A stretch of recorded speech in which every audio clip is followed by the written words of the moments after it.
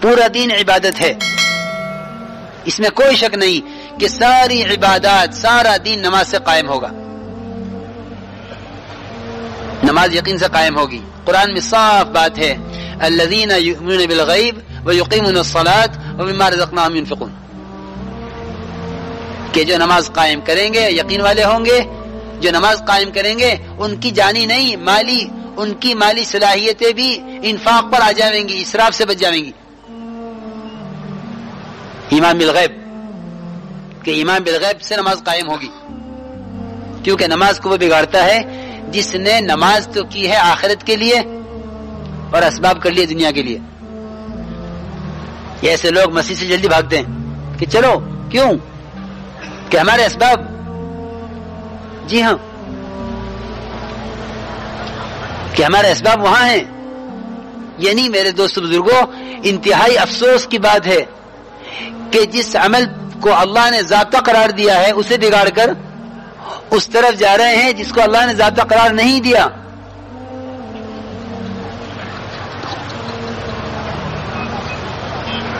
کہ چلو نماز، کہ نماز کے بعد کی دعائیں اور نماز کے بعد کی تسبیحات چھوڑ دے گا، کیوں؟ کیونکہ اس نے اپنے اللہ کے درمیان مادی نقشوں کو اللہ سے لینے کا سبب سمجھا ہوا ہے۔ ہرگز نہیں میرے بزرگ دوستو، ہرگز نہیں۔ ایک صحابی نے عرض کیا کہ یا رسول اللہ، میں تجارت کے لیے بحرین جاؤں، فرمایا پہلے 2 رکعت نماز پڑھ لو۔ تجارت سے روکا نہیں ہے، تجارت سے روکا نہیں ہے کہ تجارت نہ کرو، نہیں، تجارت کرو، کیوں کہ حکم ہے حلال کماؤ۔ اور پھر کیوں ہے تجارت؟ کہ تجارت تمہارے اس امتحان کے لیے ہے کہ تمہیں دیکھتے ہیں کہ تم نبیوں کی صحابہ کی طرح تجارت کرتے ہو یا قوم شعیب کی طرح کرتے ہو، کہ اللہ نے کامیابی یا ناکامی کے اسباب کو قرار نہیں دیا ہے، بلکہ ان اسباب میں جو احکامات پرے ہوئے ہیں وہ کامیابی یا ناکامی کا سبب ہے۔ کہ اسباب میں احکامات پرے ہوئے ہیں کہ دیکھیں تم تجارت میں حکم پر ہو یا تجارت میں غبن اور خیانت پر ہو، تو اللہ کامیاب تجارت سے نہیں کریں گے، ہرگز نہیں، تجارت پر کوئی وعدہ نہیں ہے۔ کامیابی کا جو راز ہے وہ تجارت میں حکم ہے۔ اس لیے میرے بزرگ دوستوں، سارے اسباب امتحان کے لیے ہیں۔ انا جعلنا ما علی الارض زینۃ لها لنبلوهم ايهم احسن عملا، کہ ہم عمل کو پرکھیں گے اسباب میں، چاہے وہ ہماری چھوٹی سی دکان ہو اور چاہے وہ سلیمان علیہ السلام کی بادشاہت ہو، اتنی بڑی بادشاہت کہ ایسی بادشاہت کسی کو میسر نہ ہو، یہ دعا کی دی، رب هب لي ملكا لا ينبغي لأحد من بعدي۔ جی ہاں، کہ سب امتحان کے لیے، کہ سلیمان علیہ السلام کے امتحان کے لیے کیا کہ بلقیس کا تخت وہ پلک جھپکنے کے بقدر اتنی دیر میں حاضر ہو گیا، تو یہ فرمایا ھذا من فضل ربی لیبلونی اشکر ام اکفر، کہ یہ میرے رب کا فضل ہے کہ اس نے مجھے آزمایا ہے کہ میں اطاعت پر آتا ہوں یا نافرمانی پر۔ شکر اس کا نام نہیں ہے کہ اللہ تیرا شکر، زبان سے شکر کے الفاظ ادا ہوتے ہیں، زبان سے شکر کی ادائیگی نہیں ہوتی، الفاظ کی ادائیگی زبان سے ہوتی ہے، اور شکر کی ادائیگی تو اطاعت سے ہوتی ہے۔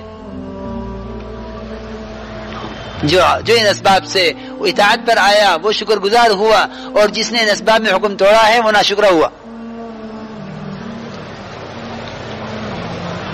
اس لیے میرے محترم دوستو بزرگوں، ہم اللہ کے ضابطوں پر آویں، ہم اللہ کے ضابطوں پر آویں کہ اللہ کی ذات عالی سے براہ راست فائدے اٹھانے کے لیے نماز دی گئی ہے۔ تو پہلی کوشش نماز کے ظاہر پر ہے، دوسری کوشش نماز میں اللہ کا دھیان پیدا کرو، کہ نماز اللہ کی یاد پیدا کرنے کے لیے دی گئی ہے۔ تیسری مشق یہ ہے کہ نماز کے ذریعے اللہ سے لینا آ جاوے، صحابی بار بار نماز پڑھتے رہے اور کہتے رہے اپنے جو ہے اس کے باغ کے مالک سے کہ جا کے دیکھو بادل آیا کہ نہیں آیا. ہم اسباب سے نہیں روکتے کہ اسباب چھوڑ دو، بالکل نہیں. یہ خیال غلط ہے کہ یہ جماعت ایسی ہے کہ اسباب سے روکتی ہے، کہ نہیں، ایسی بات نہیں ہے.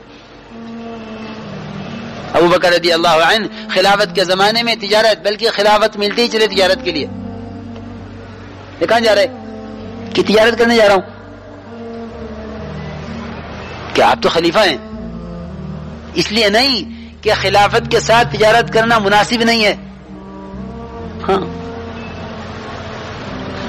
کہ یہ کام ایسا معیوب ہے کہ خلافت کے ساتھ مناسب نہیں ہے کہ آپ تجارت کریں، نہیں، یہ بات نہیں تھی. بلکہ امور خلافت آپ کو تجارت کی فرصت نہیں دیں گے، یہ وجہ تھی تجارت چھوڑنے کی. یہ وجہ نہیں ہے کہ تجارت معیوب ہے. عمر رضی اللہ تعالی عنہ خلافت کے زمانے میں تجارت کرتے تھے شراکت کے ساتھ. تجارتی قافلہ گیا تو انہوں نے حضرت عبد الرحمن بن عوف سے 4000 درہم قرض لیے، جی ہاں، تجارت کے لیے، کہ تاکہ میں تجارت کروں.